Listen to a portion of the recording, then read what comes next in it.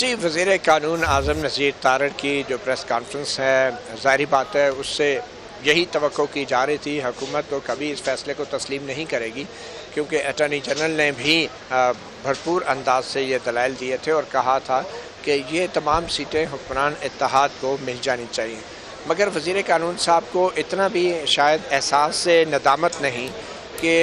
13 जजों की full court में से किसी जज ने ये नहीं कहा कि ये जो इजाफ़ी या मतनाज़ा सीटें थी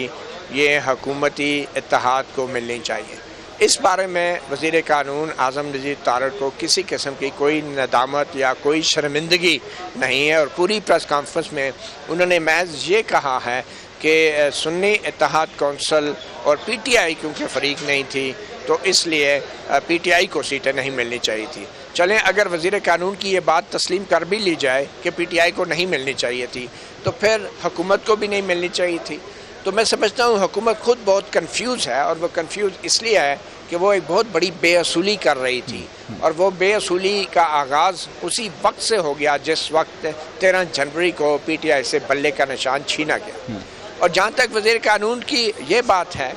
कि ये जो सीटें थी इसमें PTI फ़रीक नहीं थी इस पूरे केस के अंदर और PTI को सवाल गंदम और जवाब चना, तो वज़ीर कानून साहब ये भी बता दें कि अगर PTI फ़रीक नहीं थी तो क्या पाकिस्तान की जो 14 करोड़ या 15 करोड़ ख़वातीन हैं क्या वो भी फ़रीक नहीं थी? क्या ये कि 13 के 13 सुप्रीम कोर्ट के जजेस इस बात को तस्लीम करते हैं कि इसमें सबसे बड़ी फ़रीक कोई सियासी जमात नहीं बल्कि पाकिस्तान की आधी से ज़्यादा ख़वातीन आबादी हैं? क्या वो फ़रीक नहीं थी? और अगर सबसे बड़ी फ़रीक ख़वातीन की आधी से ज़्यादा आबादी है तो इससे क्या फ़र्क पड़ता है कि उनकी नुमाइंदगी नून लीग से हो रही है, PTI से हो रही है, पीपल पार्टी से हो रही है। यहाँ पे तो मसला सिर्फ ये था कि इस आधी से ज़्यादा आबादी को नुमाइंदगी कौन से सियासी फोरम से जानी है। और जहाँ तक PTI का ताल्लुक़ है तो PTI के हवाले से तो ख़ुद चीफ जस्टिस काजी फ़ाइज़ ईसा जिनके ये गुण गाते थे और जिनकी ये तस्वीर पढ़ते थे हुकूमत वाले और वज़ीर कानून आज़म नज़ीर तारड़, उन्होंने जस्टिस काजी फ़ाइज़ ईसा ने भी ये कह दिया है कि PTI बतौर सियासी जमात इलेक्शन लड़ी है और उनके 13 जनवरी के फ़ैसले को जो है वो इलेक्शन कमीशन ऑफ पाकिस्तान ने उसकी गलत तशरीह की है। तो कहाँ हैं आज़म नज़ीर तारड़ साहब? इतने बड़े कानूनदान हैं, वकील हैं, तो आज प्रेस कॉन्फ्रेंस में उनके लिए बड़ा आसान होता है कि वो बाहर जितने सहाफ़ी हैं जो कि अदालत की रिपोर्टिंग नहीं करते उनके सामने बड़े बड़े बयान दे के चले जाते हैं। तो मैं आज आज़म नज़ीर तारड़ साहब को दावत देता हूं कि वो सुप्रीम कोर्ट में आएँ और कोर्ट रिपोर्टर के सामने प्रेस कॉन्फ्रेंस करें। इतनी बड़ी बड़ी बातें करना बहुत आसान है दूसरे सहाफ़ियों के सामने करना कि जो सहाफ़ी अदालती रिपोर्टिंग नहीं करते, जो रोज़ाना की बुनियाद पर आइन और कानून के हवाले से सूझबूझ नहीं रखते और मुकदमात की रिपोर्टिंग नहीं करते। तो ये तो एक खसियानी बिल्ली खंबा नोचने वाली बात थी जो आज वज़ीर कानून की प्रेस कॉन्फ्रेंस अच्छा, मतीउल्लाह जान साहब जो है वो पीछे हट गए। जी, एक मतीउल्लाह जान साहब एक और जो इंपॉर्टेंट नुक्ता बार बार उठाया जा रहा है कि PTI तो रिलीफ लेने ही नहीं गई थी, उनको मिल गया। तो क्या ये तमाम का तमाम केस PTI के हवाले से नहीं था? क्या उन्होंने ECP के हवाले से जो उन पर इल्जामात लगाए इलेक्शन कमीशन पे कि जिस तरह से उनको इलेक्शन नहीं लड़ने दिया गया या जो भी उन्होंने अपना मौक़िफ़ सामने रखा, तो वो तो तमाम का तमाम मौक़िफ़ PTI का ही था और जिसके हवाले से अब ये कहा जा रहा है कि ये रिलीफ PTI का नहीं बनता? देखिए, वज़ीर कानून आज़म नज़ीर तारड़ साहब जो हैं मैं तो ये कहूँगा कि पाकिस्तान के वैसे ही वज़ीर कानून होते हैं जैसे कोई कहे कि अफ़गानिस्तान में वज़ीर रेलवे होते हैं। ना तो वहाँ रेलवे है और ना पाकिस्तान में कोई कानून है। जिस तरह के इलेक्शन 2024 में पाकिस्तान में हुए हैं इसमें कोई शक व शुबा नहीं है कि इसमें पॉलिटिकल इंजीनियरिंग हुई है और जो हुक्मरान जमातें हैं वो उस पॉलिटिकल इंजीनियरिंग का वैसे ही हिस्सा थी जिस तरह तहरीक इंसाफ 2018 की पॉलिटिकल इंजीनियरिंग का हिस्सा थी। अब ये वो हक़ाइक़ हैं जिनसे नज़रें नहीं चुराई जा सकती। अब जैसे मैंने पहले कह दिया कि PTI का फ़रीक होना या ना होना सुप्रीम कोर्ट की जैसी आला तरीन अदालत के लिए कोई मानी नहीं रखता। सुप्रीम कोर्ट के लिए सबसे अहम चीज़ आईन पाकिस्तान की उन शिक्कों की तशरीह है कि जिस तशरीह का फ़ायदा किसी को भी हो सकता है। ज़रूरी नहीं है सुप्रीम कोर्ट के फ़ैसलों का फ़ायदा उसके सामने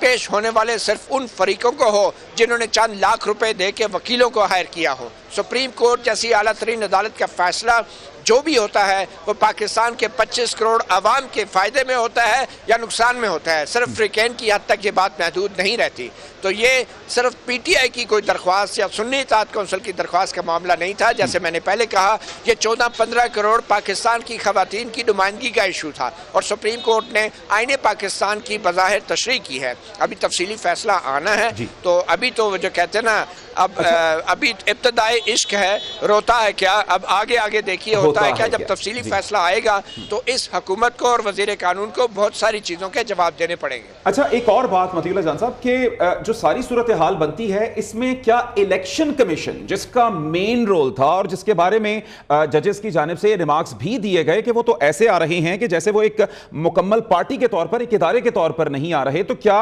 क्योंकि अभी इससे पहले एक और भी हमारे सामने ये नुक्ता आया कि पेशावर हाई कोर्ट का फैसला जो है ये उसके नतीजे में मामला यहां आया, तो क्या ECP की जो गलतियां हैं, क्या पेशावर हाई कोर्ट का जो फैसला था उसमें दबाई जा सकती है?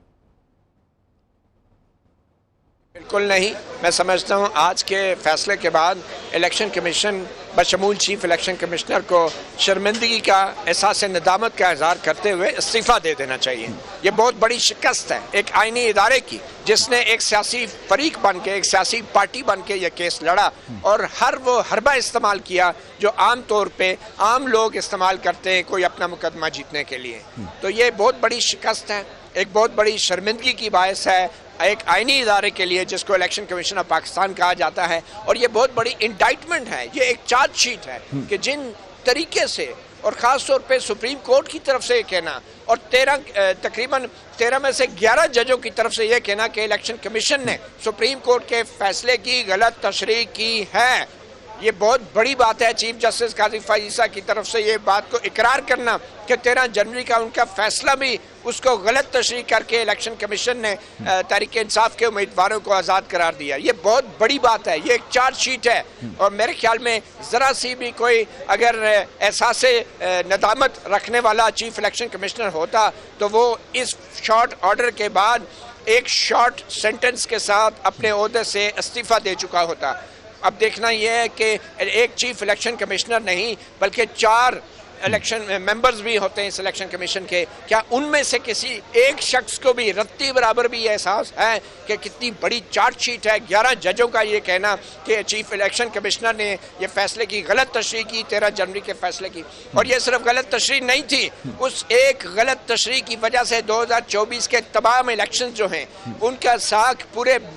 पूरी दुनिया में उस पाकिस्तान की बदनामी हुई है। ये पॉलिटिकल इंजीनियरिंग का मौका दिया गया है मुख्तलिफ कुव्वतों को। ये सिर्फ 13 जनवरी के फैसले की गलत तशरीह नहीं थी और 11 जजों की तरफ से ये कहने के बाद मैं समझता हूँ इलेक्शन कमीशन ऑफ पाकिस्तान के खिलाफ जो है एक संगीन नौयत की आईनी कार्रवाई करनी चाहिए, एक मिसकंडक्ट का रेफरेंस होना चाहिए। बल्कि अगर चीफ जस्टिस काजी फैज़ ईसा वाकई अपने अल्फाज पे यकीन रखते हैं और वो समझते हैं कि चीफ इलेक्शन कमिश्नर या इलेक्शन कमीशन ने उनके फैसले की गलत तशरीह की है, तो फिर सुप्रीम जुडिशल काउंसिल जिसके सरबराह खुद चीफ जस्टिस ऑफ पाकिस्तान है, उनको सुओ मोटो जो है चीफ इलेक्शन कमिश्नर के खिलाफ मिसकंडक्ट का रेफरेंस करना चाहिए। बल्कि चारों सूबों के जो मेंबरान हैं इलेक्शन कमीशन के, इन 5 इलेक्शन कमिश्नर्स के खिलाफ सुप्रीम जुडिशल काउंसिल को सुओ मोटो का नोटिस लेके इनको इनके ओहदों से हटा देना चाहिए। और मेरे ख्याल में ये बहुत संगीन इंडाइटमेंट है और इलेक्शन कमीशन सबसे बड़ा मुजरम है जिसको आईनी तौर पे इतना बड़ा इख्तियार दिया गया मुल्क में साफ और शफाफ इलेक्शन कराने का, और आज 11 सुप्रीम कोर्ट के जजों ने ये करार दे दिया है अपने फैसले के अंदर कि इलेक्शन कमीशन ऑफ पाकिस्तान ने उनके फैसले की गलत तशरीह की और तहरीक इंसाफ को आज़ाद उम्मीदवार, उनके उम्मीदवारों को आज़ाद उम्मीदवार डिक्लेयर किया। ये सिर्फ गलत तशरीह नहीं थी या तहरीक इंसाफ के उम्मीदवारों को आज़ाद डिक्लेयर करना नहीं था, ये पूरे इलेक्शंस की साख को तबाह किया गया, जिसके हवाले से मैं समझता हूँ तफसीली फैसले में इलेक्शन कमीशन के बारे में और बहुत कुछ आएगा। और मुझे यकीन है कि उस तफसीली फैसले के अंदर इलेक्शन कमीशन के किरदार को भरपूर अंदाज से बेनकाब किया जाएगा और उनके इस तमाम अमल को एक मिसकंडक्ट का मुर्तकब करार दे के उनके खिलाफ सुप्रीम जुडिशल काउंसिल में कार्रवाई शुरू की जाएगी। अच्छा मतीउल्लाह जान साहब, यकीनी तौर पर ये एक बड़ा फैसला है और जिस तरह से इस हवाले से दावा भी किया जा रहा था, हमने पीटीआई के रहनुमाओं को देखा कि वो कैमरे के सामने आए और जिस तरह से वो जोश और वलवले में थे। आप क्या समझते हैं कि क्या ये एक बूस्टर के तौर पर काम करेगा पीटीआई के हवाले से, और खास तौर पर पीटीआई जो कहती है कि हमें दीवार के साथ लगाया गया, तो किस हद तक उनकी अब तमाम स्ट्रेटेजी चेंज होगी और क्या वो इसको अपनी एक इब्तदाई फतह के तौर पर देखेंगे? पहली बात तो यह है कि सुप्रीम कोर्ट का एक फैसला तो एक मखसूस मौजू के ऊपर था कि इनको मखसूस नशस्तें मिलनी चाहिए या नहीं, मगर इस फैसले के अंदर बहुत बड़ा जो एक हमारे निज़ाम की नाइंसाफ़ी है उसको भी बेनकाब किया गया है। और इस शॉर्ट ऑर्डर के बाद मैं समझता हूँ कि हमारे जो हुकूमत है उसको भी थोड़ा सा एहसास करना चाहिए, और ये जो वज़ीर कानून है जिनके मशवरों से यह हुकूमत आज इस मुकाम पे खड़ी है कि किसी को मुंह दिखाने के काबिल नहीं है, तो इस हुकूमत को अब इस फैसले के ख़िलाफ़ नज़रसानी नहीं करनी चाहिए। क्योंकि अगर हुकूमत इस फैसले के ख़िलाफ़ नज़रसानी करेगी तो ज़ाहिर बात है ज़रा तफसीली ऑर्डर का भी थोड़ा इंतज़ार कर ले, क्योंकि तफसीली ऑर्डर के अंदर बहुत कुछ मज़ीद भी आ सकता है बशमूल इलेक्शन कमीशन के कंडक्ट के हवाले से, तो थोड़ा इंतज़ार कर ले। ये बज़ाहिर एक मुकदमे की कामयाबी नहीं है, और ये मैं फिर कह रहा हूँ ये कोई पीटीआई की कामयाबी नहीं है, ये मैं समझता हूँ आइन की कामयाबी है, कानून की कामयाबी है और आज़ाद अदलिया पर यकीन रखने वालों की कामयाबी है कि आज सुप्रीम कोर्ट के 11 जजों ने बशमूल चीफ जस्टिस काजी फाइसा ये करार दिया है कि पीटीआई बतौर सियासी जमात इलेक्शन लड़ी है।